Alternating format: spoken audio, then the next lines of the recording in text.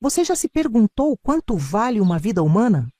Quanto vale a sua existência, seus sonhos, seu futuro? Eu descobri o meu valor numa manhã de abril de 1964. Uma carroça de madeira e 2 cavalos magros. Este foi o preço que meus tios receberam para me entregar como se eu fosse uma mercadoria.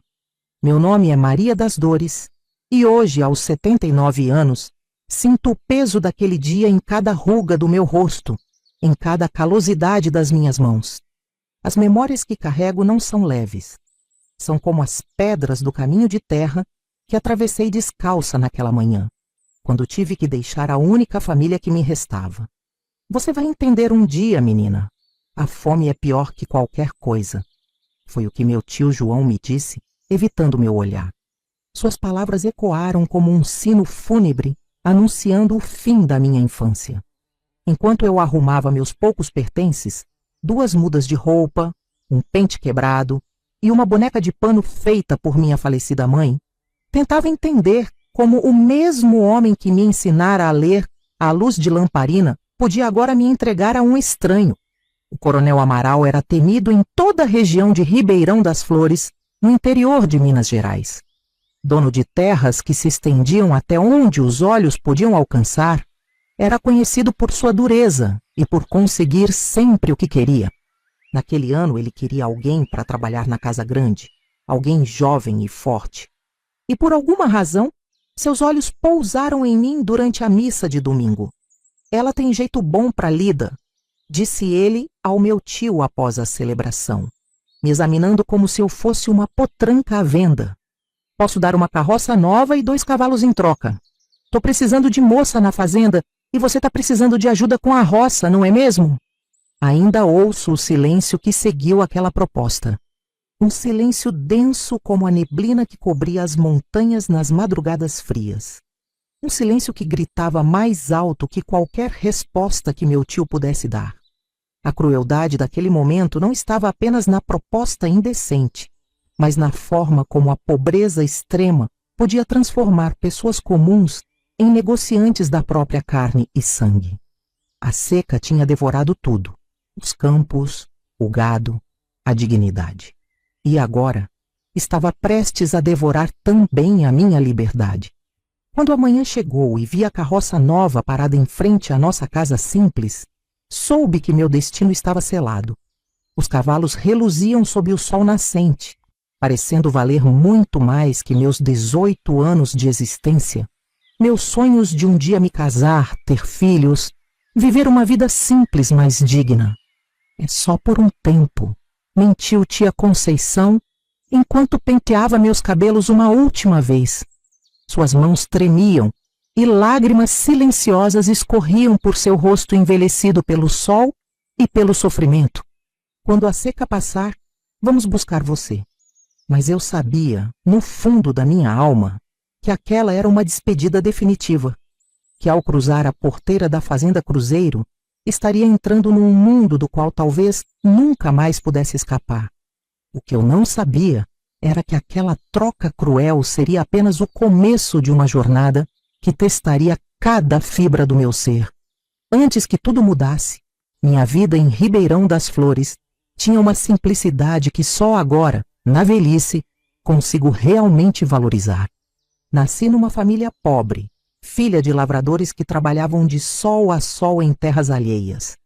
Meu pai, Sebastião, era um homem silencioso, mas de coração generoso. Minha mãe, Josefa, cantava enquanto lavava roupa no rio, e seus olhos sempre pareciam sorrir, mesmo nos dias mais difíceis.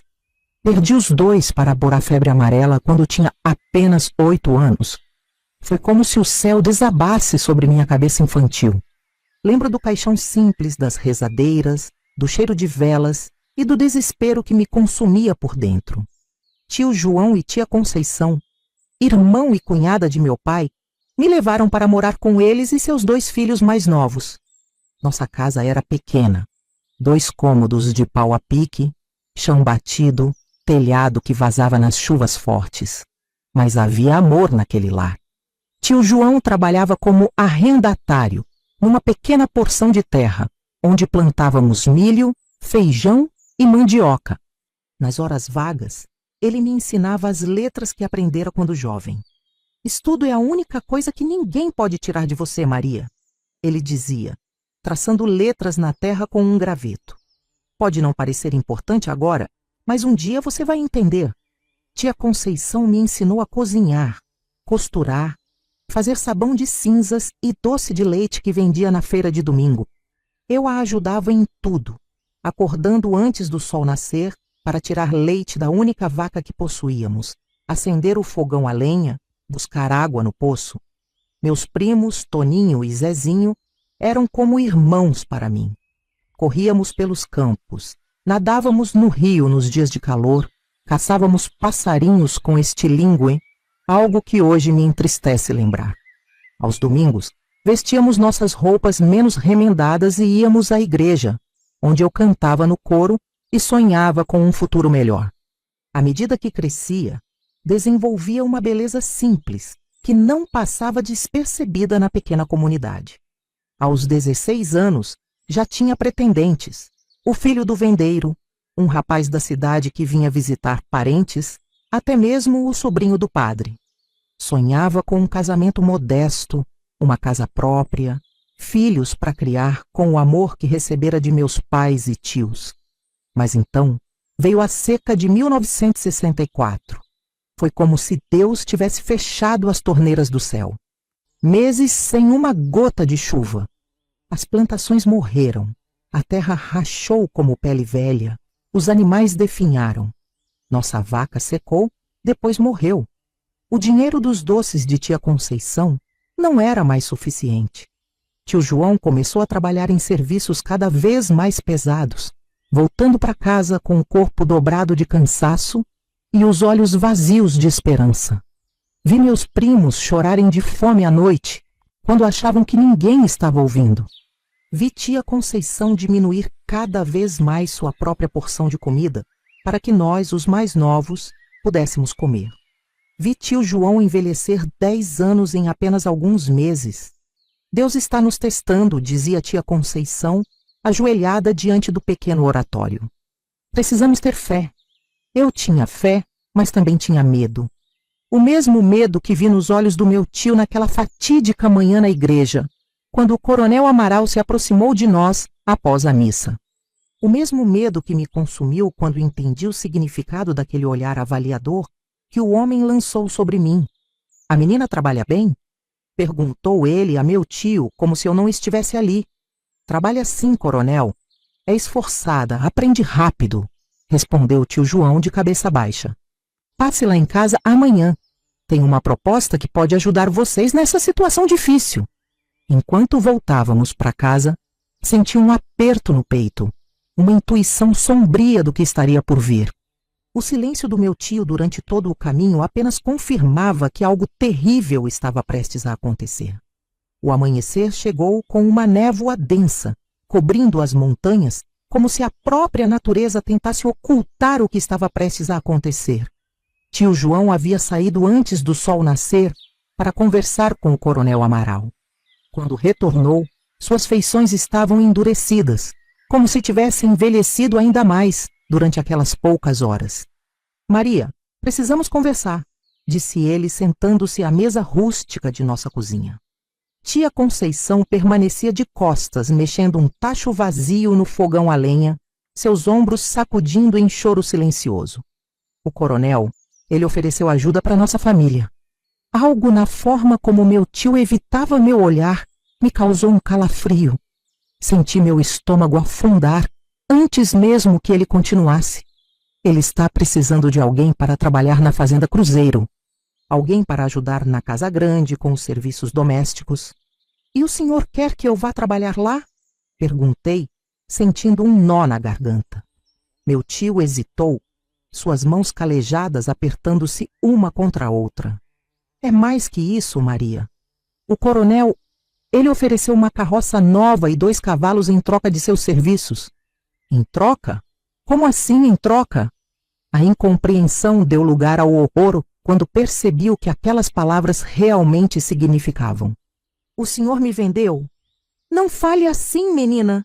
Tia Conceição finalmente se virou. o rosto lavado em lágrimas. É só um acordo. Você vai trabalhar para ele. E nós podemos sobreviver com a carroça e os cavalos. Podemos transportar mercadorias para a cidade, arar terra para outros. Por quanto tempo? Minha voz saiu mais firme do que eu esperava. O silêncio que seguiu foi resposta suficiente. Não havia prazo. Não havia retorno previsto. Eu havia sido negociada como uma propriedade. Você sabe o que acontece com moças que vão trabalhar na casa do coronel? As palavras saíram entre meus dentes cerrados. Todos em Ribeirão conheciam as histórias sobre o tratamento que as jovens empregadas recebiam nas mãos do coronel e seu filho mais velho. Histórias sussurradas nas feiras, nos cantos das vendas, entre mulheres que lavavam roupa no rio. Ele prometeu que você será tratada como da família. Trabalhará na casa, terá comida, abrigo, como da família. A risada que escapou de minha garganta tinha um tom amargo que nunca havia saído de mim antes. O senhor acredita nisso? O senhor e tia Conceição são a única família que me resta. E estão me entregando como se eu fosse um animal. Maria! Meu tio bateu com o punho na mesa, um gesto desesperado de um homem encurralado pela miséria. Olha ao seu redor. Estamos morrendo de fome. Seus primos estão definhando. O que você quer que eu faça? A verdade crua daquelas palavras me atingiu como um golpe físico. Olhei para meus primos dormindo encolhidos no canto, magros demais, pálidos demais. Olhei para a tia Conceição, que parecia ter perdido metade de seu peso nos últimos meses. Vi as costelas salientes de meu tio através da camisa rasgada. A fome era uma realidade implacável, mais poderosa que qualquer princípio moral, mais urgente que qualquer laço familiar. E naquele momento, entendi o impossível dilema que meu tio enfrentava. Sacrificar uma para salvar 4. Quando devo ir? Perguntei finalmente, a voz quase um sussurro. Amanhã cedo. O capataz virá te buscar. Meu tio se levantou com dificuldade, como se carregasse o peso do mundo nas costas. Antes de sair para o terreiro, parou na porta e disse sem se virar: Perdoe-me, Maria. Que Deus me perdoe também. Passei aquela noite em claro, abraçada à boneca de pano que minha mãe havia feito para mim. Observei cada canto daquela casa simples, gravando na memória cada detalhe. As rachaduras nas paredes de barro, o cheiro de lenha queimada, o som da respiração dos meus primos.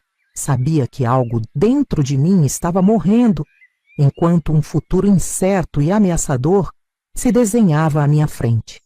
Na manhã seguinte, o céu amanheceu com um tom alaranjado que parecia um presságio. O capataz da fazenda Cruzeiro chegou pontualmente, trazendo a carroça nova e os 2 cavalos, o preço da minha liberdade. Ele nem disfarçava o olhar avaliador sobre meu corpo jovem, um sorriso malicioso dançando nos cantos da sua boca. Está pronta, moça? Perguntou enquanto meu tio recebia as rédeas dos animais com mãos trêmulas. Assenti em silêncio. Despedi-me de tia Conceição, que chorava abertamente agora, e dos meus primos ainda sonolentos, confusos com o que estava acontecendo. Quando chegou a vez de me despedir do meu tio, não consegui abraçá-lo. A dor da traição era forte demais. É só por um tempo, menina, ele murmurou, a mentira transparente em cada sílaba. Enquanto o capataz me ajudava a subir na garupa do seu cavalo, olhei uma última vez para aquela casa simples que havia sido meu lar por 10 anos. Uma frase que meu pai costumava dizer voltou à minha memória. A vida não dá nada de graça, Maria. Tudo tem seu preço. Naquele momento, eu descobri o meu. Uma carroça e 2 cavalos. A fazenda Cruzeiro surgiu no horizonte como uma visão de outro mundo. Após 2 horas de cavalgada em silêncio, apenas com os comentários ocasionais e obscenos do capataz Juvencio, avistei a imponente casa grande com suas paredes brancas e janelas azuis. Uma construção de 2 andares com uma varanda ampla circundando todo o perímetro, jardins bem cuidados e uma capela lateral. Ao redor, espalhavam-se as casas menores dos trabalhadores, os galpões, os currais e, mais distante, os campos que pareciam infinitos. Aquilo tudo é do coronel? Perguntei, incapaz de esconder o assombro. Até onde seus olhos podem ver, e muito além. Juvencio riu, exibindo dentes amarelados pelo fumo. Mas não se iluda, moça. Aqui não é lugar para sonhar, não. É lugar para trabalhar e obedecer. Enquanto nos aproximávamos, notei a movimentação intensa de trabalhadores, a maioria negros e mulatos, carregando sacas, conduzindo animais, trabalhando sob o sol inclemente. Seus rostos eram máscaras de resignação e cansaço. Entre eles, alguns homens armados circulavam, supervisionando o trabalho, com olhares atentos e mãos sempre próximas às armas na cintura. São capangas do coronel, explicou Juvencio, seguindo meu olhar. Garantem que tudo funcione como deve ser, que ninguém esquece seu lugar. Uma sensação de medo gelado percorreu minha espinha. Pela primeira vez, compreendi completamente a realidade da minha situação. Não era apenas uma empregada indo trabalhar num novo lugar. Era uma propriedade sendo entregue ao seu novo dono. Quando chegamos ao pátio principal, uma mulher de meia idade com expressão severa nos aguardava. Era Dona Eulália, governanta da casa, e esposa do próprio Juvencio, como vinha descobrir depois. Esta é a moça nova? Perguntou ela, me examinando dos pés à cabeça. Não parece ter muita carne nos ossos. Será que aguenta o trabalho? Foi o que o coronel escolheu, respondeu Juvencio, desmontando e me ajudando a descer, com um movimento brusco que quase me fez cair. Onde está ele? Na sala de visitas com o filho. Estão esperando para conhecer a nova aquisição. Nova aquisição. Aquelas palavras caíram sobre mim como pedras. Eulália percebeu minha reação e endureceu ainda mais sua expressão. Escute bem, menina. Aqui não é lugar para sentimentalismos ou choradeira. Você tem sorte de estar na casa grande e não na lida pesada do campo. Agora venha, vou te apresentar ao coronel. Entrar na casa grande foi como pisar em um mundo que eu só conhecia de histórias. O chão de tábuas largas e enceradas brilhava. Os móveis eram de madeiras nobres entalhadas. Cortinas de tecido fino pendiam das janelas altas. Espelhos, quadros e objetos que eu jamais havia visto decoravam os ambientes. O contraste com a simplicidade da casa dos meus tios era tão extremo que me senti tonta. Na sala principal, sentados em poltronas de couro, estavam 2 homens. O mais velho, que reconheci imediatamente como o coronel Amaral, era corpulento, de cabelos grisalhos e rosto vermelho, com um bigode espesso e bem aparado. Seus olhos pequenos e escuros pareciam calcular continuamente. Ao seu lado, um rapaz mais jovem, que deveria ter uns 20 e poucos anos, esbelto e de feições semelhantes, mas com um ar de arrogância ainda mais pronunciado. Seu filho, Augusto. Então essa é a moça dos Ribeiro? Perguntou o coronel, levantando-se para me examinar melhor. Como é seu nome completo, menina? Maria das Dores Ribeiro, senhor, respondi, mantendo os olhos baixos como tia Conceição havia me ensinado a fazer diante dos poderosos. Ergue a cabeça. Deixa eu ver seu rosto direito.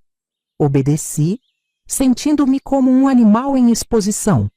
O coronel circulou ao meu redor, me observando de cima a baixo, enquanto seu filho permanecia sentado, mas com os olhos fixos em mim, de uma maneira que me fez sentir despida.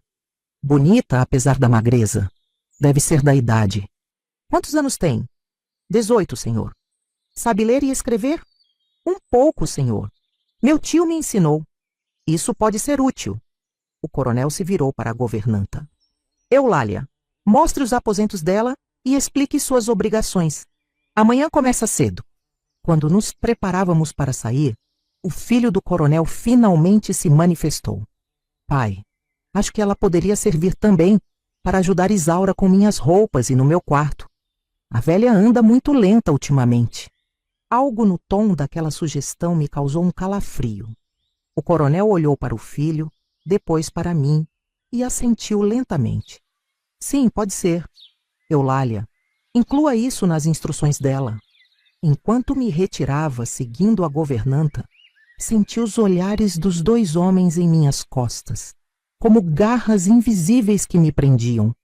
Naquele momento entendi que não era apenas meu corpo que estava sendo negociado como mercadoria, mas também minha dignidade. A casa dos Amaral tem regras rígidas, começou a explicar Eulália, enquanto me conduzia por um corredor escuro em direção à área de serviço. Você acordará às 4 da manhã antes de todos, para ajudar a preparar o café.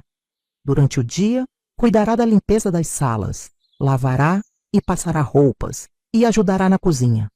À noite, servirá o jantar e arrumará os quartos para o dia seguinte. Paramos diante de uma porta estreita que dava para um quarto minúsculo nos fundos da casa. Havia apenas uma cama simples de madeira, com um colchão de palha, um banquinho e um prego na parede para pendurar roupas.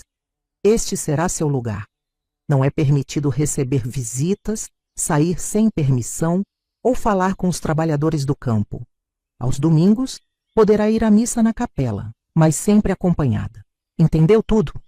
Assenti mecanicamente, ainda atordoada com a rapidez com que minha vida havia sido completamente transformada. Em menos de um dia, eu havia passado de membro de uma família, por mais pobre que fosse, a uma propriedade viva, uma aquisição sem direitos ou identidade própria. Quando Eulália saiu, fechei a porta e me sentei na beirada da cama dura. Só então, na solidão daquele cubículo que seria meu novo lar, permiti que as lágrimas viessem. Chorei silenciosamente, cobrindo a boca com as mãos para que ninguém ouvisse, até que o sol se pôs e a escuridão tomou conta do quarto. Naquela noite, adormeci vestida, abraçada à boneca de pano que minha mãe havia feito. O único elo com meu passado, a única testemunha silenciosa da transformação cruel que havia acontecido em minha vida. Os primeiros dias na Fazenda Cruzeiro passaram como um pesadelo do qual eu não conseguia despertar. Cada manhã, o som da sineta tocada por Eulália me arrancava de um sono inquieto às 4 horas. Meu corpo, acostumado ao trabalho duro, mas familiar da roça, agora enfrentava novos tipos de exaustão. O peso dos baldes de água que carregava pelos corredores intermináveis da casa grande, a queimadura do ferro quente nas mãos inexperientes, os joelhos doloridos de esfregar o chão de tábuas até que brilhasse. Mas a dor física era apenas a superfície do meu sofrimento. Por dentro, eu me desintegrava aos poucos. A sensação de abandono corroe a minha alma como ferrugem. Cada vez que pensava em meus tios, em como haviam me entregado tão facilmente, sentia um aperto no peito que quase me impedia de respirar. À noite, sozinha no quartinho dos fundos, abraçava minha boneca de pano e sussurrava para ela as palavras que não podia dizer em voz alta. Eles me venderam, mãe, como se eu não fosse nada, como se esses 10 anos vivendo como família não significassem nada. Chorava silenciosamente, até que o cansaço me dominasse. Sonhava frequentemente com minha mãe, seu rosto cada vez mais difícil de lembrar, cantando para mim enquanto lavava roupa no rio. No sonho, eu tentava alcançá-la, mas a correnteza aumentava e ela se afastava, sua voz se perdendo na distância. O isolamento era quase absoluto. As outras empregadas da casa, Isaura, a velha arrumadeira, Zefa, a cozinheira, e Cleide, que ajudava com a roupa, falavam pouco e sempre com cautela. Percebi logo que as paredes tinham ouvidos e que qualquer palavra imprudente podia significar punição. Trabalha quieta e faz o que mandam, aconselhou-me Zefa no 3º dia, enquanto debulhávamos feijão na cozinha. Quem fala demais aqui some de repente. Entende o que estou dizendo? Entendi perfeitamente. Os olhares das outras mulheres, carregados de um misto de pena e advertência, diziam o que suas bocas não ousavam. Eu não era a primeira jovem a ser trazida daquela maneira, e talvez não fosse a última. A presença constante do jovem Augusto era o que mais me perturbava. Onde quer que eu estivesse trabalhando, limpando as salas, carregando roupas limpas, Seus olhos pareciam me seguir. Às vezes, ele criava pretextos para estar nos mesmos cômodos. Pedia-me para buscar coisas em seu quarto quando estava lá. Fazia comentários sobre minha aparência. Chegava perigosamente perto enquanto eu trabalhava. Você não é como as outras empregadas rudes, disse-me certa vez, encurralando-me no corredor. Tem educação, tem uma centelha de inteligência nos olhos. Isso é raro por aqui. Suas palavras, embora aparentemente elogiosas, tinham um tom que me causava arrepios. Desviei-me dele, murmurando um agradecimento, e corri para a cozinha, onde Zefa notou meu rosto pálido. Já começou, comentou ela em voz baixa. Tenha cuidado, menina. O moço Augusto é pior que o pai. O coronel Amaral, por sua vez, mantinha uma distância calculada. Observava tudo com seus olhos pequenos e atentos. Dava ordens diretas e esperava obediência imediata. Tratava todos os empregados como peças de uma grande engrenagem que deviam funcionar sem falhas. Mas às vezes, quando pensava que ninguém estava olhando, eu o pegava, me observando com uma expressão que não conseguia decifrar. Algo entre satisfação e expectativa. Naquela noite, a sensação de desamparo atingiu seu ápice. Sentada na beirada da cama, examinei os calos recém-formados em minhas mãos e deixei as lágrimas correrem livremente. Não era apenas a dor física, a exaustão ou o medo que me consumiam. Era algo mais profundo, mais devastador, a perda completa da minha identidade. Quem era eu agora? Não mais a sobrinha dos Ribeiro. Não mais a Maria das Dores que sonhava com um futuro simples, mas digno. Não mais dona do meu próprio destino. Era apenas uma propriedade, uma mercadoria trocada por animais e madeira.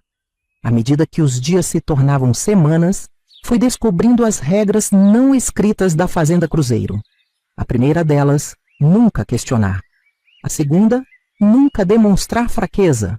A terceira, e talvez a mais importante, nunca confiar plenamente em ninguém. Aprendi a esconder minhas emoções, a trabalhar com eficiência mecânica, a me tornar quase invisível, exceto quando me queriam visível. Como Eulália havia deixado claro no primeiro dia. Se ninguém estiver reclamando de você, é porque está fazendo seu trabalho direito. As noites eram minhas únicas horas de liberdade, embora fosse uma liberdade confinada às 4 paredes do quartinho dos fundos. Nesses momentos permitia-me lembrar da vida anterior, de Ribeirão das Flores, da risada de meus primos, do cheiro do café recém-coado da tia Conceição.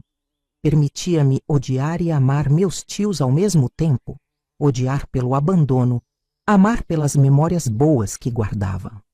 Uma consequência inesperada da minha nova vida foi o desenvolvimento de uma atenção aguçada a tudo o que acontecia ao meu redor.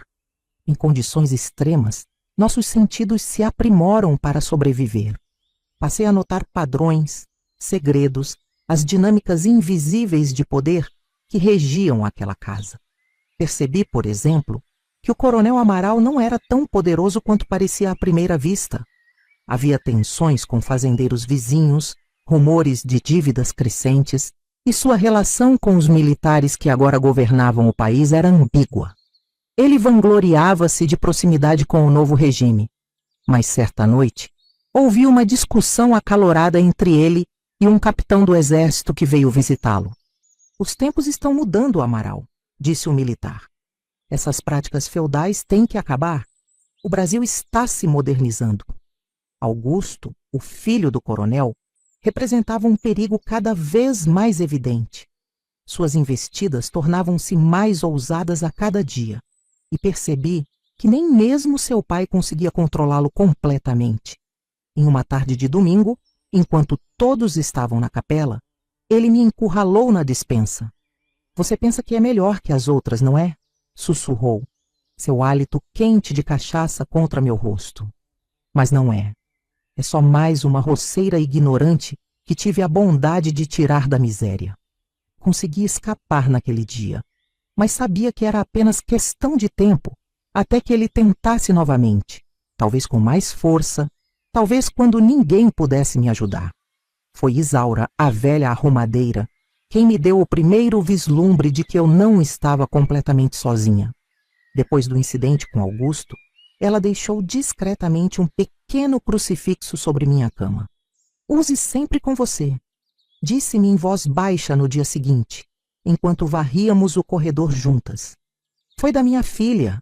Ela também trabalhava aqui, antes de partir." O modo como disse partir me fez sentir um frio na espinha. Havia uma história ali, uma história que ninguém contava abertamente, mas que pairava nos olhares trocados entre as mulheres da casa sempre que Augusto se aproximava de mim. Uma manhã, cerca de 2 meses após minha chegada, Cleide me acordou antes mesmo da sineta tocar. Seu rosto estava pálido, os olhos arregalados de medo. "A dona Eulália quer você na sala principal agora mesmo. O coronel está esperando com um homem da cidade." "Que homem? O que aconteceu?" "Não sei dizer, mas tem a ver com seus tios. Ouvi o nome deles sendo mencionado." Meu coração disparou. Notícias dos meus tios? Talvez viessem me buscar. Talvez a situação deles tivesse melhorado, talvez. Vesti-me apressadamente e corri para a sala principal. Lá, o coronel Amaral conversava com um homem magro, de terno surrado e pasta de couro. Quando entrei, ambos se voltaram para mim. "Esta é ela, a sobrinha", disse o coronel. O homem me examinou por cima dos óculos de armação fina. "Sinto muito, moça", começou ele com uma formalidade desconfortável. "Sou o tabelião de Ribeirão das Flores. Vim trazer a notícia de que seus tios, João e Conceição Ribeiro, faleceram ontem num acidente na estrada para Belo Horizonte." O mundo parou. As vozes ao redor se tornaram distantes, como se eu estivesse submergindo em águas profundas. A esperança que nem mesmo eu sabia que ainda alimentava, de um dia voltar, de ser resgatada, desmoronou completamente. Eu estava verdadeiramente sozinha agora. A notícia da morte dos meus tios me enterrou em um poço de desespero tão profundo que, por dias, movi-me pela fazenda como um fantasma. Minhas mãos trabalhavam automaticamente, lavando, esfregando, arrumando, enquanto minha mente vagava em um vazio doloroso. Não conseguia nem mesmo chorar. As lágrimas haviam secado, dando lugar a um silêncio interior ensurdecedor. "Eles estavam indo para a capital procurar trabalho", explicou o tabelião antes de partir. "A carroça quebrou numa ribanceira." Não sofreram. Não sofreram, como ele poderia saber? Como alguém poderia afirmar que a queda de uma ribanceira não causa sofrimento? Mas entendi o que ele realmente queria dizer. Foi rápido. Um instante estavam vivos, no outro não mais. Assim como minha vida com eles. Num momento eu era parte de uma família, no outro, uma mercadoria trocada. O coronel Amaral mostrou uma indiferença cruel diante da minha dor. "Agora você não tem mais para onde voltar", comentou casualmente durante o jantar que servi 2 dias após a notícia. "É melhor se acostumar de vez com sua vida aqui." Aquelas palavras foram como um tapa que me despertou do torpor. A realidade caiu sobre mim com todo o seu peso. Ninguém viria me resgatar. Se eu quisesse um destino diferente, teria que conquistá-lo com minhas próprias mãos. Meu primeiro desafio foi preservar quem eu era. O sistema da fazenda funcionava para quebrar o espírito, para transformar pessoas em ferramentas obedientes.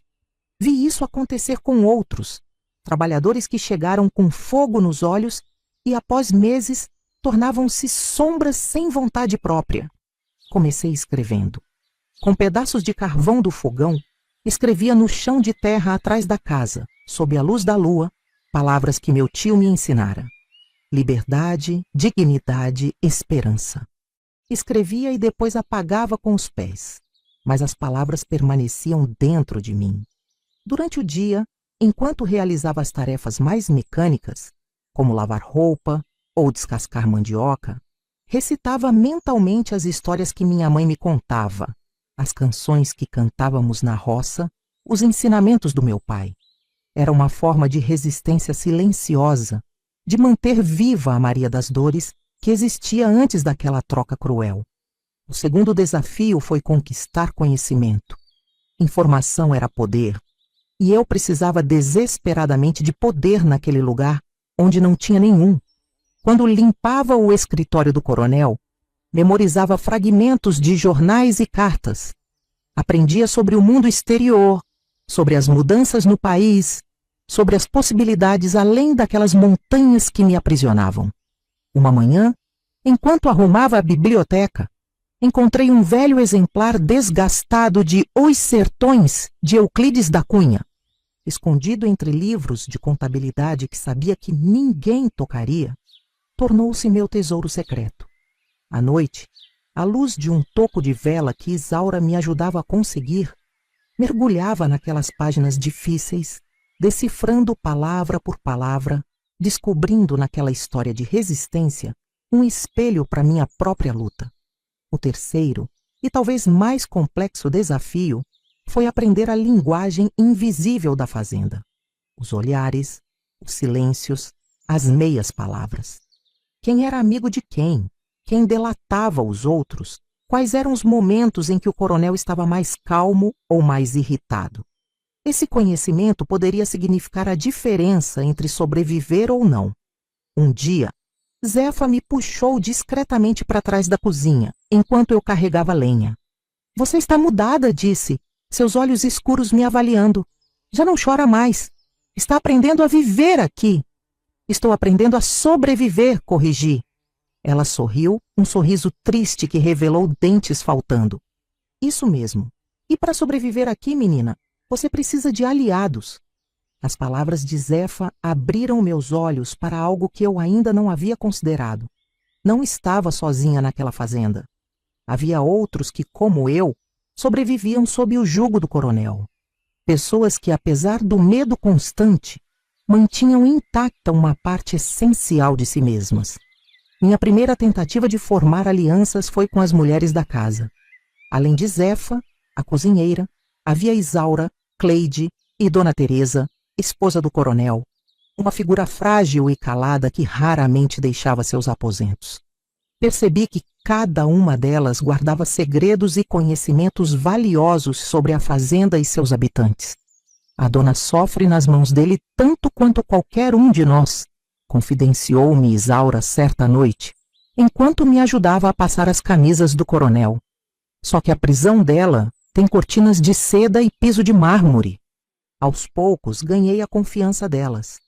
Aprendi a falar o necessário e ouvir muito mais.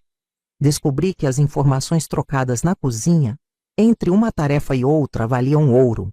Por exemplo, Augusto temia apenas duas coisas: seu pai e o capitão Mendonça, oficial do exército que visitava a fazenda periodicamente.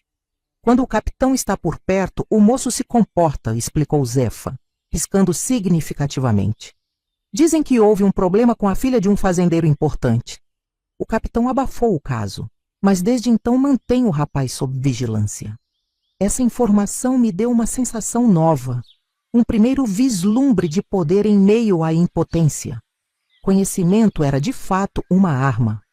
Minha primeira tentativa de fuga veio 6 meses após minha chegada. Um grupo de mascates passaria pela estrada principal, e Cleide tinha um primo entre eles. O plano era simples. Eu me esconderia entre as caixas de mercadorias e seguiria com eles até a cidade mais próxima. Por 3 semanas guardei pequenas porções de comida. Juntei algumas moedas que encontrava ao varrer os quartos. Memorizei a rota que os mascates seguiriam, baseada nas informações que Cleide conseguira. Na véspera da fuga, meu coração batia tão forte que achei que todos na casa poderiam ouvi-lo. Esperei até a madrugada, quando o silêncio era completo. Com passos silenciosos, deslizei para fora do meu quarto, carregando apenas um pequeno embrulho com comida e a boneca que minha mãe fizera. Consegui chegar até o estábulo sem ser vista. A escuridão era minha aliada, e a chuva fina que caía abafava qualquer ruído que meus passos pudessem fazer. Já podia sentir o gosto da liberdade quando uma mão pesada agarrou meu braço com força suficiente para deixar marcas. Onde pensa que vai, Maria das Dores? A voz de Juvencio, o capataz, era baixa, mas carregada de ameaça. O coronel ficaria muito desapontado em saber que sua nova aquisição está tentando fugir. Fui arrastada de volta à casa grande onde o coronel Amaral, ainda de hobby, me esperava com uma expressão que misturava raiva e algo pior. Diversão. Achei que já tínhamos estabelecido que você não tem para onde ir, disse ele, circulando ao meu redor como um abutre. Sua família está morta. Ninguém lá fora se importa com você. Aqui, pelo menos, tem comida e teto. O castigo veio na forma de confinamento. Por 2 semanas fui proibida de deixar a área da casa. Trabalhava o dobro com metade da comida. À noite dormia não em meu quarto, mas num depósito de ferramentas sem cama ou cobertor. Mas o pior castigo não foi físico. Foi perceber que alguém havia me traído. Alguém entre as pessoas em quem começava a confiar tinha informado Juvencio sobre meus planos. A sensação de traição era como um segundo cativeiro. Agora, e além das paredes da fazenda, estava presa também em minha própria desconfiança.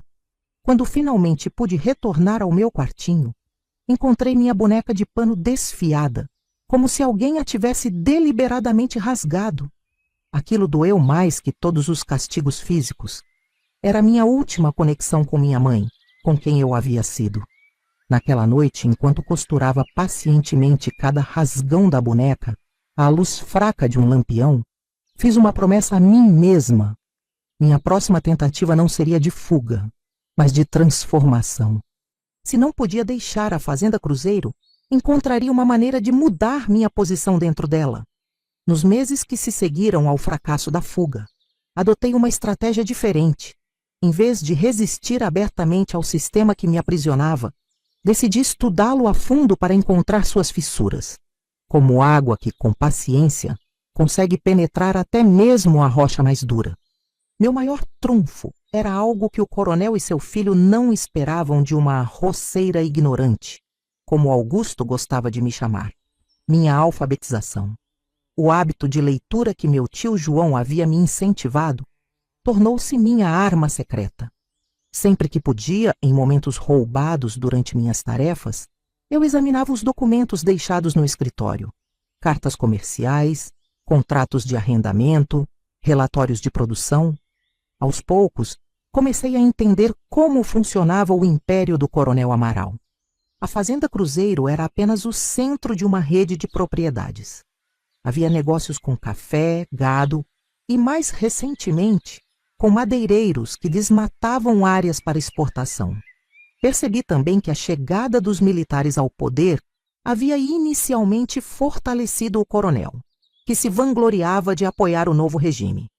Os comunistas queriam dividir nossas terras, ouviu dizer durante um jantar com outros fazendeiros. Graças a Deus e aos militares, a ordem foi restaurada. No entanto, nem tudo corria bem nos negócios do coronel. Entre os papéis que encontrei, havia notificações de dívidas, cartas de cobrança de bancos e até mesmo uma intimação judicial relacionada a disputas de terras. A prosperidade aparente da Fazenda Cruzeiro escondia uma realidade mais complexa. Outro aprendizado crucial veio através de Pedro, o filho mais novo do coronel, que retornou de seus estudos em São Paulo. Diferente de Augusto, Pedro era quieto, observador, e não demonstrava o mesmo prazer em humilhar os empregados. Aos 20 anos, trazia consigo livros e ideias que claramente desagradavam ao pai. Em uma tarde, enquanto eu limpava a varanda, Pedro se aproximou com um livro nas mãos. Você sabe ler, não é? Meu pai mencionou isso. Assenti, cautelosa, sem entender aonde ele queria chegar. Tem interesse nisso? Ofereceu-me o livro, uma coletânea de poemas de Carlos Drummond de Andrade. O senhor não deveria estar falando comigo, respondi olhando nervosamente ao redor. Pedro sorriu, um sorriso triste e compreensivo que o fazia parecer mais velho do que era. Não se preocupe, meu pai está na cidade e Augusto foi caçar. Ninguém vai nos incomodar. Colocou o livro sobre a mesa. Pode pegar quando terminar seu trabalho. Devolva quando quiser. Aquele gesto simples abriu uma porta que eu não sabia que existia. Nas semanas seguintes, Pedro discretamente me emprestou mais livros, romances, poesia, filosofia e até mesmo textos sobre política e economia que circulavam nas universidades. À noite, em meu quartinho, devorava aquelas páginas como quem morre de sede e encontra água fresca. Por que está fazendo isso?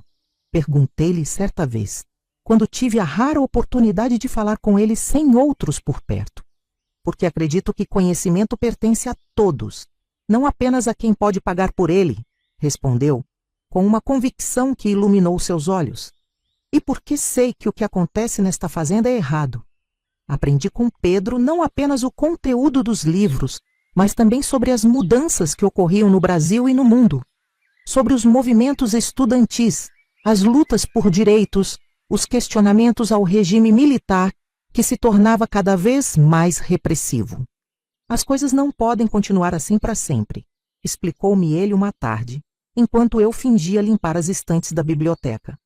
Esse sistema está condenado. Meu pai e homens como ele são o passado, não o futuro do Brasil. Suas palavras plantaram em mim uma semente de esperança. Talvez o mundo, além das fronteiras da Fazenda Cruzeiro, estivesse mudando de maneiras que o Coronel Amaral não podia controlar. Talvez existisse, afinal, uma possibilidade de futuro diferente para mim. Um dia, entre os livros que Pedro me trouxe, encontrei algo diferente. Um pequeno caderno em branco e um lápis.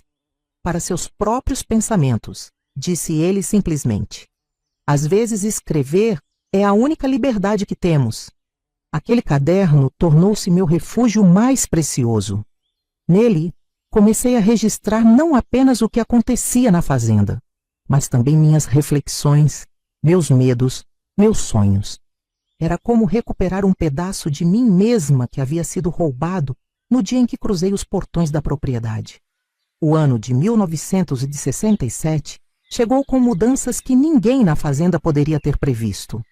O capitão Mendonça, que ocasionalmente visitava o coronel, agora aparecia com mais frequência, sempre acompanhado de outros oficiais. As reuniões na Casa Grande se estendiam por horas, e o rosto do coronel Amaral ficava cada vez mais tenso após cada visita. Dizem que o governo está mudando as leis sobre posse de terra, comentou Isaura em um sussurro, enquanto preparávamos a casa para mais uma dessas reuniões.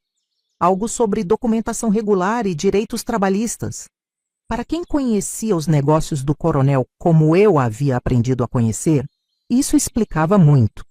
Parte significativa de suas propriedades havia sido adquirida de formas questionáveis, e os trabalhadores da fazenda viviam em condições que nenhuma lei moderna aprovaria. A tensão na fazenda crescia como a pressão antes de uma tempestade. O coronel Amaral tornou-se mais irascível, Augusto mais imprevisível em suas crueldades, e até mesmo Dona Teresa, a esposa do coronel, parecia mais reclusa e amedrontada que o habitual. Uma noite, enquanto servia o jantar, presenciei uma discussão acalorada entre o coronel e Pedro, que havia estendido sua estadia na fazenda além do planejado. "Você não entende a realidade deste país", gritou o coronel, batendo o punho na mesa. "Seus professores comunistas encheram sua cabeça com ideias perigosas." "O senhor que não entende, pai", respondeu Pedro com uma calma que apenas enfurecia mais o coronel. "O Brasil está mudando. Não podemos continuar tratando pessoas como propriedade, negando direitos básicos." "Direitos?" O coronel riu amargamente. "Esta gente só entende de deveres. É assim que mantemos a ordem. Foi assim com meu pai, com meu avô, e será assim enquanto eu estiver vivo." Augusto, que até então observava com um sorriso desdenhoso, interveio. "Pedro sempre teve o coração mole. Por isso nunca será capaz de administrar nada aqui." "E você?" retrucou Pedro, virando-se para o irmão. "Nunca entendeu que administrar não é o mesmo que tiranizar?" O confronto se intensificou, até que o coronel ordenou que Pedro se retirasse. Enquanto eu recolhia os pratos, tremendo pelo que havia presenciado, Augusto me segurou pelo braço. "O que ouviu aqui não sai desta sala, entendeu?" Seus dedos apertavam meu pulso com força. "Ou vai se arrepender." Naquela mesma noite, Pedro veio até a cozinha enquanto eu terminava de limpar. Seu rosto estava sério, determinado. Preciso falar com você, Maria. É importante. Saímos para o quintal dos fundos, onde os olhos e ouvidos da casa grande não podiam nos alcançar. A lua cheia banhava o pomar com uma luz prateada, transformando as árvores em silhuetas fantasmagóricas. Estou voltando para São Paulo amanhã, anunciou ele. E quero levar você comigo. Pensei ter ouvido errado. Como assim? O que acontece nesta fazenda é crime, Maria. Meu pai mantém pessoas em condições análogas à escravidão. Isso em 1967, quase 100 anos depois da Lei Áurea. Trabalho com um grupo de estudantes e advogados que estão documentando casos como o seu. Meu coração disparou. A possibilidade de liberdade tão concreta e próxima me fez sentir tonta. Seu pai nunca permitiria. E seu irmão, ele nos mataria antes de deixar que isso acontecesse. Pedro se aproximou, falando mais baixo ainda. Há pessoas poderosas interessadas no que acontece aqui. O governo militar está dividido. Há os linha dura, mas também há reformistas que querem modernizar o país. Acabar com esses resquícios de coronelismo. O capitão Mendonça é um deles. O capitão. A surpresa deve ter sido evidente em meu rosto. Sim, as visitas frequentes não são apenas de cortesia. Ele está investigando meu pai, os negócios irregulares, o tratamento dado aos trabalhadores. A revelação era assombrosa. O homem que eu achava ser aliado do coronel era, na verdade, seu potencial carrasco. Se eu concordar, o que acontecerá comigo? Para onde irei? Inicialmente para São Paulo. Tenho amigos que podem abrigá-la. Depois você decide. Pode estudar, trabalhar, construir uma vida nova. O importante é que será livre. Livre. A palavra soou como música aos meus ouvidos. Mas então me lembrei de Isaura, Zefa, Cleide, todos os outros que permaneceriam na fazenda.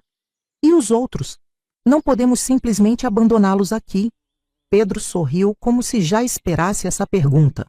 Se conseguirmos provar o que acontece aqui, todos poderão ser libertados. Mas precisamos de um testemunho, alguém que possa contar tudo de dentro. Seu depoimento pode ser a chave. Naquela noite, deitada em minha cama, o coração batendo acelerado, enfrentei a decisão mais difícil da minha vida. O plano de fuga com Pedro parecia perfeito demais para ser verdade. Durante uma semana, cuidadosamente preparamos cada detalhe. Pedro conseguiu documentos falsos que me permitiriam viajar sem levantar suspeitas. Combinou com um amigo que nos esperaria na estrada principal com um carro, longe dos olhos vigilantes da fazenda. Na madrugada de domingo, quando todos ainda estiverem dormindo após a festa da colheita, explicou Pedro, você sairá pela passagem dos fundos, perto do curral. Estarei esperando no bambuzal. Aqueles dias de espera foram os mais longos da minha vida. Cada minuto parecia se arrastar como horas. Tentei agir normalmente, seguir minha rotina para não despertar desconfianças. Mas meu coração batia acelerado sempre que cruzava com Augusto ou o coronel nos corredores da Casa Grande. Na sexta-feira, 2 dias antes da fuga planejada, percebi Juvencio me observando mais atentamente que o normal. O capataz sempre fora os olhos e ouvidos do coronel. E algo em seu olhar naquele dia me deixou inquieta. O patrãozinho Pedro tem passado muito tempo perto da cozinha ultimamente, não é mesmo, Maria? Comentou ele enquanto eu pendurava lençóis no varal. Curioso isso. Senti o sangue gelar nas veias, mas mantive o rosto impassível. O senhor Pedro sempre foi educado com todos os empregados, seu Juvencio, diferente de muita gente por aqui. Ele deu uma risada seca. Educação demais às vezes esconde outras intenções, menina. Naquela noite não consegui dormir. O medo de que nosso plano tivesse sido descoberto me consumia. E se Juvencio tivesse ouvido alguma conversa? E se estivessem apenas esperando o momento certo para agir? No sábado, durante os preparativos para a festa da colheita, um silêncio estranho pairava sobre a fazenda. Os peões evitavam me olhar diretamente. Dona Teresa, geralmente gentil comigo, parecia distante. Até mesmo Isaura, minha confidente, mantinha-se afastada, como se temesse ser vista em minha companhia. Ao entardecer, quando eu ajudava a montar as mesas para a festa no terreiro, o coronel Amaral me chamou ao seu escritório. O coração pulando no peito, obedeci. O escritório cheirava a couro e tabaco. O coronel estava sentado em sua poltrona de espaldar alto, um copo de cachaça na mão. Augusto estava de pé junto à janela, um sorriso malicioso nos lábios. Na escrivaninha, vi algo que me fez tremer. Meu caderno de anotações, aquele que Pedro havia me dado. Sabe o que é isso, Maria? Perguntou o coronel apontando para o caderno. É meu, sim, senhor, respondi, a voz quase sumindo. E sabe o que encontrei escrito aqui? Ele folheou as páginas com raiva mal contida. Histórias, mentiras, calúnias contra mim, contra minha família, contra esta fazenda que te deu abrigo quando ninguém mais queria saber de você. Augusto se aproximou, os olhos brilhando com uma crueldade que eu conhecia bem. Pensou que podia nos enganar? Que meu irmãozinho ingênuo ia te levar para São Paulo, transformar você numa testemunha? Ele cuspiu a palavra como se fosse veneno. Que iriam destruir tudo o que nossa família construiu por gerações. O coronel se levantou, jogando o caderno sobre a mesa. Pedro será enviado de volta para São Paulo amanhã cedo. Já conversei com ele. O menino está confuso, influenciado por más companhias. Aproximou-se de mim, o hálito carregado de álcool. Quanto a você, bem, seria fácil dizer que fugiu, que se perdeu na mata. Ninguém sentiria sua falta. Ninguém procuraria por você. Senti o chão desaparecer sob meus pés. Era o fim. Todo o sonho de liberdade, todas as esperanças que havia nutrido nos últimos anos, tudo se desvanecia diante da realidade cruel do poder do coronel. Naquele momento, um barulho na porta interrompeu a conversa. Era Pedro, acompanhado pelo capitão Mendonça e 2 outros homens em uniforme militar. Não será tão simples assim, pai, disse Pedro com uma firmeza que nunca havia demonstrado antes. A tensão no ar era palpável, como a calma que antecede uma tempestade devastadora. Eu sabia naquele instante que minha vida estava prestes a mudar para sempre, de uma forma que nem mesmo eu poderia prever. O escritório do coronel Amaral, que sempre me parecera um local intimidador, transformou-se no palco de um confronto que definiria não apenas meu destino, mas o futuro de todos na Fazenda Cruzeiro. O capitão Mendonça retirou um documento da pasta que carregava e o colocou sobre a escrivaninha. Coronel Amaral, esta é uma ordem judicial autorizando uma inspeção completa de suas propriedades, anunciou com a autoridade que o uniforme lhe conferia. Temos informações substanciais sobre irregularidades na aquisição de terras, sonegação fiscal e, mais grave ainda, manutenção de trabalhadores em condições análogas à escravidão. O rosto do coronel, geralmente controlado, contorceu-se em uma mistura de fúria e incredulidade. Isso é um absurdo, uma calúnia. Tenho amigos em Brasília que... Seus amigos em Brasília não podem ajudá-lo desta vez, interrompeu o capitão. O Brasil está mudando, coronel. Mesmo dentro do governo militar, há quem entenda que certas práticas não podem mais ser toleradas. Augusto avançou ameaçadoramente, mas um dos soldados deu um passo à frente, a mão no coldre. Pedro mantinha-se firme ao lado do capitão, os olhos fixos no pai. Maria, pegue suas coisas, disse Pedro, virando-se para mim. Você virá conosco. Foi quando o coronel explodiu. Esta ingrata não vai a lugar nenhum. Foi comprada e paga. Pertence a esta fazenda. O silêncio que se seguiu foi ensurdecedor. O coronel percebeu tarde demais o que havia confessado. Comprada e paga, repetiu o capitão Mendonça, arqueando as sobrancelhas. O senhor acaba de admitir um crime, coronel. Augusto, vendo a situação deteriorar-se, tentou uma abordagem diferente. Meu pai está transtornado, capitão. Maria é apenas uma empregada doméstica, bem tratada e remunerada. Posso mostrar os registros. Registros falsificados, interviu Pedro. Maria foi trazida para cá aos 18 anos, trocada por uma carroça e 2 cavalos. Nunca recebeu salário, nunca teve direito a folgas regulares ou qualquer benefício previsto em lei. O capitão Mendonça virou-se para mim. É isso mesmo, senhora? Senti o peso de todos os olhares sobre mim. Era o momento de decisão. Tudo o que eu dissesse agora determinaria não apenas meu futuro, mas também o destino do coronel, de Augusto e de todos os trabalhadores da fazenda.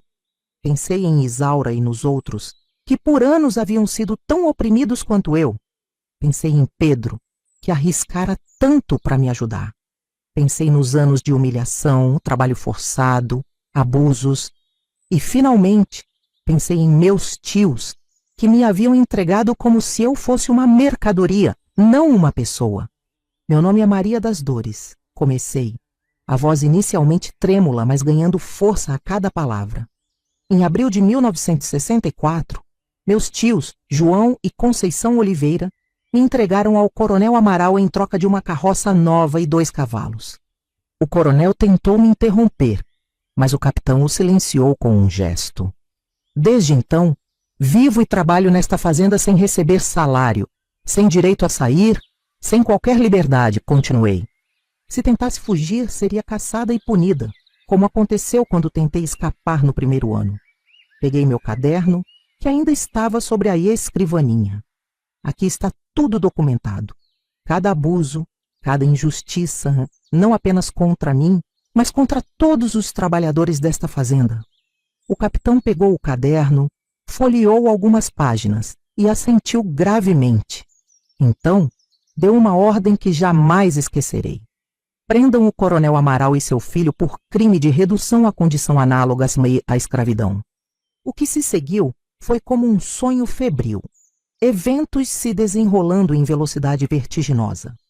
Os soldados avançaram para cumprir a ordem do capitão, mas Augusto, num movimento rápido e desesperado, sacou uma arma do coldre escondido sob o paletó. — Ninguém vai levar meu pai! Gritou, apontando o revólver para o capitão Mendonça. Tudo pareceu acontecer em câmera lenta. O soldado mais próximo sacou sua própria arma. Pedro se jogou na frente do capitão. Eu gritei. O coronel tentou avançar. E então, o estrondo ensurdecedor de um tiro reverberou pelas paredes do escritório. Por um momento, ninguém se moveu. Então Augusto cambaleou para trás, uma mancha escura se espalhando rapidamente em sua camisa branca. Havia sido atingido pelo soldado antes que pudesse disparar. — Meu filho! Berrou o coronel, correndo para amparar Augusto, que desabava no chão. O caos se instalou. Mais soldados entraram correndo no escritório, alertados pelo som do tiro. O médico que acompanhava a comitiva militar foi chamado às pressas. Pedro estava pálido, em choque. O capitão Mendonça dava ordens rápidas pelo rádio, pedindo reforços e uma ambulância. Em meio à confusão, senti uma mão tocar meu ombro. Era Isaura, que havia entrado sem ser notada. — Venha comigo, menina, sussurrou, puxando-me para fora do escritório. — Este não é lugar para você agora. Na cozinha encontrei os outros empregados reunidos, rostos tensos e assustados. Notícias corriam rápido na fazenda. Já sabiam que o coronel seria preso, que Augusto estava ferido, que soldados haviam tomado a Casa Grande. — É verdade que vão libertar todo mundo? Perguntou Zefa, a lavadeira mais idosa da fazenda, suas mãos nodosas tremendo ao segurar uma xícara de café. — Sim, respondi, sentindo o peso e a responsabilidade daquele momento. Ninguém mais vai ser mantido aqui contra a vontade. Cleide, que tinha chegado à fazenda apenas um ano antes de mim, começou a chorar silenciosamente. Minha família, talvez eu possa encontrá-los novamente. Foi então que a magnitude do que estava acontecendo realmente me atingiu. Não era apenas sobre minha liberdade, era sobre quebrar as correntes invisíveis que prendiam dezenas de pessoas naquela fazenda, algumas por décadas. Era sobre devolver-lhes não apenas a liberdade física, mas a dignidade que lhes havia sido roubada. No meio da noite, Pedro veio me encontrar. Seu rosto estava abatido envelhecido por horas que pareciam anos.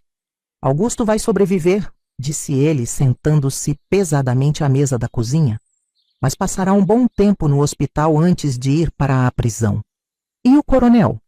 Está detido. Amanhã será levado para a capital. Pedro passou as mãos pelo rosto cansado. Sabe o que isso significa, não é? O fim de tudo isso. O fim da Fazenda Cruzeiro como ela existiu por gerações. Olhei pela janela da cozinha para o terreiro onde horas antes deveria ter acontecido a festa da colheita. As luzes ainda estavam acesas, mas o local estava deserto, exceto pelos soldados que montavam guarda. Você tinha razão, disse a Pedro. As coisas não podiam continuar assim para sempre. Ele assentiu, um sorriso triste nos lábios.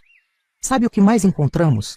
Documentos provando que meu pai nunca registrou formalmente a transação com seus tios. Legalmente, ele não tinha nenhum direito sobre você, Maria. Nenhum. Aquelas palavras me atingiram como um raio. Por anos, vivera acreditando que havia sido legalmente vendida, que não tinha direitos, que minha existência pertencia a outro. Mas sempre fora uma mentira. Uma mentira sustentada pelo medo, pela ignorância forçada, pelo isolamento. O que acontece agora? Perguntei, sentindo-me simultaneamente leve e perdida, como se tivesse sido libertada de grilhões que carregava por tanto tempo que já faziam parte de mim. Pedro pegou minha mão entre as suas. Agora, Maria, você decide. Pela primeira vez na vida, seu futuro pertence apenas a você. Os dias que se seguiram foram um turbilhão. A Fazenda Cruzeiro, antes um reino isolado governado pela vontade do coronel, foi invadida pelo mundo exterior. Jornalistas, autoridades, assistentes sociais, advogados. Todos queriam ver com seus próprios olhos o lugar onde pessoas eram mantidas em condições de trabalho escravo em plena década de 60. Para os trabalhadores da fazenda, a liberdade veio acompanhada de incerteza. Muitos, como Zefa e Tonico, o velho jardineiro, haviam passado décadas ali, não conheciam outra vida. Outros, mais jovens como Cleida e eu, vislumbrávamos possibilidades, mas temíamos o desconhecido. O governo enviou assistentes sociais para ajudar na transição. Fomos informados que receberíamos compensação pelos anos de trabalho não remunerado, que poderíamos escolher ficar e trabalhar legalmente na fazenda, que agora seria administrada por um interventor, ou partir com auxílio para recomeçar em outro lugar. Pedro permaneceu na fazenda durante esse período, assumindo responsabilidades que nunca quis, mas que agora entendia serem necessárias. A terra não tem culpa dos crimes de meu pai, disse-me ele enquanto caminhávamos pelo cafezal. Posso fazer algo diferente aqui, transformar este lugar em algo que beneficie quem sempre trabalhou nele. Dona Teresa, esposa do coronel, que sempre parecera uma sombra silenciosa na casa grande, mostrou uma força surpreendente após a prisão do marido. Reuniu todos os empregados no terreiro e, pela primeira vez em décadas, falou com voz própria. Peço perdão pelos sofrimentos que vocês passaram nesta fazenda, disse ela, a voz firme apesar dos olhos marejados. Não posso mudar o passado, mas posso ajudar a construir um futuro melhor. Ela anunciou que apoiaria Pedro em seus planos de transformar a fazenda em uma cooperativa, onde os trabalhadores teriam participação nos lucros e gestão compartilhada. Enquanto esses planos se desenrolavam, eu enfrentava minha própria decisão: ficar ou partir. A Fazenda Cruzeiro havia sido meu cárcere por 4 anos, mas também o único lar que conheci depois de deixar Ribeirão das Flores. Pedro me oferecia um lugar de destaque na nova estrutura, reconhecendo minha inteligência e capacidade. Mas uma parte de mim ansiava por ver o mundo além daquelas cercas. Uma semana após os acontecimentos no escritório, recebi uma notícia que mudaria tudo. O capitão Mendonça me procurou, trazendo informações sobre meus tios. Conseguimos localizá-los, disse ele, sentando-se à mesa da cozinha onde eu tomava café. Estão vivos, morando num bairro pobre de Belo Horizonte. Meu coração acelerou. Durante todos aqueles anos, imaginara que estavam mortos, como Juvencio havia me dito. Eles Perguntaram por mim? As palavras saíram com dificuldade. O capitão hesitou. Sim e não. Ficaram surpresos em saber que você está viva. Disseram que foram informados que você havia morrido logo após chegar à fazenda, vítima de febre. Mais uma mentira do coronel, percebi.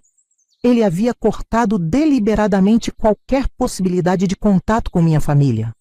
Querem me ver? Perguntei, não sabendo o que desejar como resposta. Gostariam sim, mas... O capitão parecia escolher as palavras com cuidado. Devo alertá-la que a situação deles não é boa. Seu tio está muito doente e vivem de pequenos biscates e da caridade dos vizinhos. Naquele momento entendi que o ciclo de decisões sobre minha vida ainda não estava completo. Tinha diante de mim mais uma escolha difícil: confrontar o passado ou seguir em frente sem olhar para trás. Perdoar ou manter viva a mágoa pelos que me haviam trocado por uma carroça e 2 cavalos. Quero vê-los, decidi finalmente. Preciso olhar nos olhos deles e entender por quê. E assim, numa manhã de junho de 1968, parti da Fazenda Cruzeiro, não como uma fugitiva na calada da noite, mas à luz do dia, como uma mulher livre que escolhia seu próprio caminho. Agora, olhando para trás com os olhos de quem já viveu quase 8 décadas, vejo que a vida raramente nos oferece finais perfeitos. O reencontro com meus tios não foi como nos filmes, com lágrimas de alegria e abraços calorosos que apagam todas as dores do passado. Encontrei-os em um barraco precário, na periferia de Belo Horizonte. Tio João, outrora um homem forte que carregava sacos de café nas costas, estava confinado a uma cadeira, consumido pela tuberculose. Tia Conceição, envelhecida bem além de seus anos, lavava roupas para fora para conseguir o sustento mínimo. Ao me ver na porta, houve primeiro o choque, depois o reconhecimento e, finalmente, um silêncio pesado carregado de vergonha. Maria, minha menina, balbuciou tio João, os olhos fundos marejados. Nos disseram que você tinha morrido. E vocês acreditaram? Perguntei, a voz mais dura do que pretendia. Foi mais conveniente acreditar. As horas que se seguiram foram difíceis. Ouvi suas justificativas. A fome extrema, as crianças adoecendo, o desespero. Soube que meus primos, Toninho e Zezinho, haviam morrido de pneumonia no primeiro inverno em Belo Horizonte. Entendi que meus tios carregavam seu próprio fardo de culpa e arrependimento. Não passa um dia sem que eu pense no que fizemos, confessou tia Conceição, segurando minhas mãos entre as suas, calejadas e trêmulas. Vendemos nossa alma naquele dia, Maria, e Deus nos castigou por isso. Seria fácil odiá-los, culpá-los por todos os sofrimentos que enfrentei. Parte de mim queria isso. Queria gritar, acusar, fazer com que sentissem uma fração da dor que experimentei.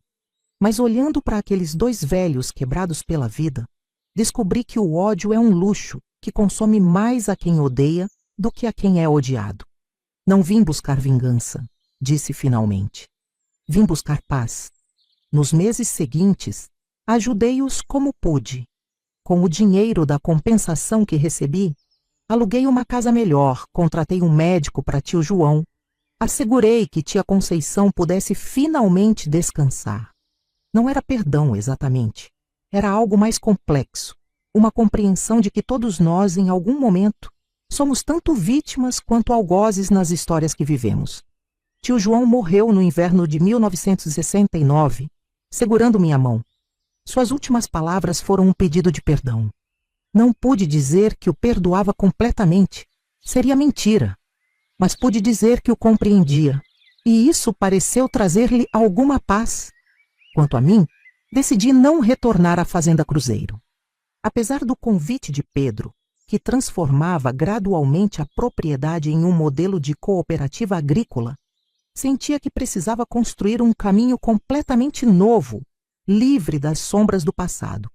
Com o restante da compensação e usando a educação que conquistei por conta própria, abri uma pequena escola rural nos arredores de Belo Horizonte. Ali, ensinava crianças e adultos a ler e escrever. o conhecimento que tio João uma vez me disse que ninguém poderia tirar de mim. Ao longo dos anos, vi o Brasil mudar. O fim da ditadura militar, a redemocratização, avanços e retrocessos. Vi também como certas estruturas de poder e exploração persistiam, apenas mudando de forma, adaptando-se como parasitas resilientes. Casei-me aos 35 anos com um professor que conheci durante um programa de alfabetização.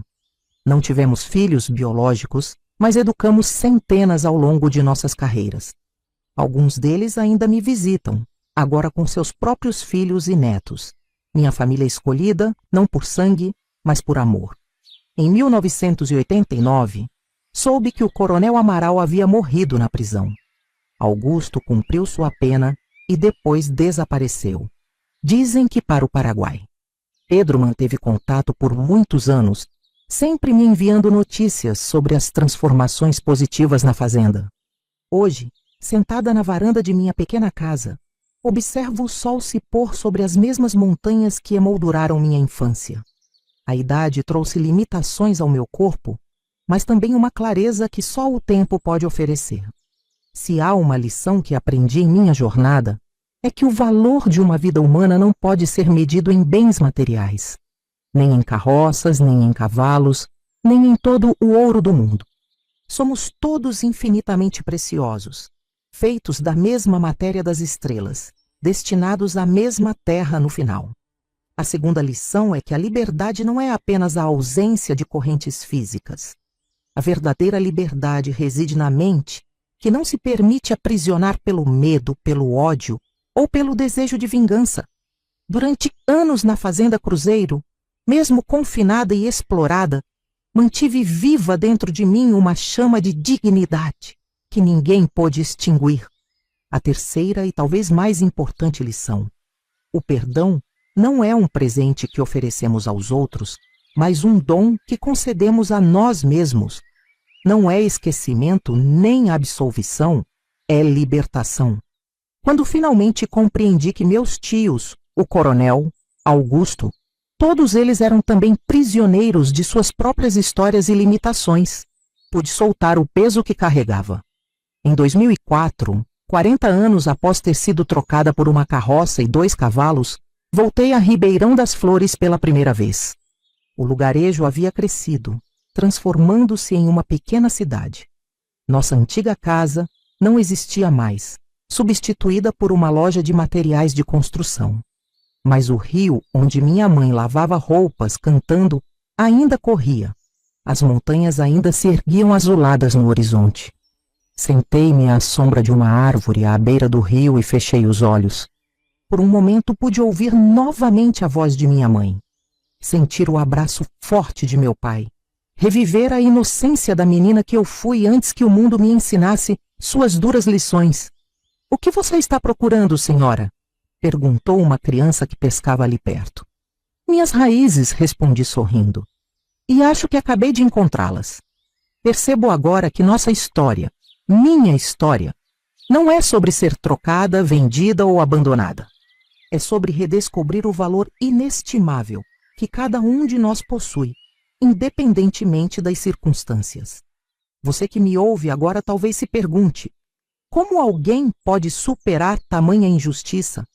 Como é possível não se deixar consumir pela amargura após tanta dor? A resposta não é simples nem única. Para mim, foi compreender que mesmo nos momentos mais escuros, quando me sentia apenas como um objeto com valor fixado em uma carroça e 2 cavalos, havia uma verdade maior. Nenhum ser humano pode realmente possuir outro. Nossa essência, nossa alma, nossa dignidade permanecem nossas, mesmo quando tudo mais é tomado. Se minha história servir para algo, que seja para lembrar que cada pessoa que você encontra carrega suas próprias cicatrizes invisíveis, suas próprias batalhas silenciosas.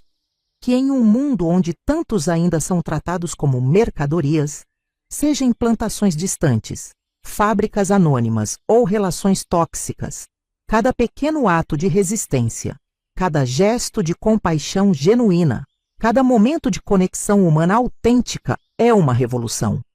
Meu nome é Maria das Dores, tenho 79 anos, e um dia fui trocada por uma carroça e 2 cavalos. Mas esta troca não definiu quem eu sou. O que me define são as escolhas que fiz depois, os amores que cultivei, as vidas que toquei, a liberdade interior que conquistei. E você? Que valor dá à sua própria vida? Que histórias está escrevendo com suas escolhas diárias? Lembre-se sempre, somos todos muito mais valiosos do que qualquer preço que o mundo tente nos atribuir. Esta é a verdade que carrego comigo até o fim da jornada.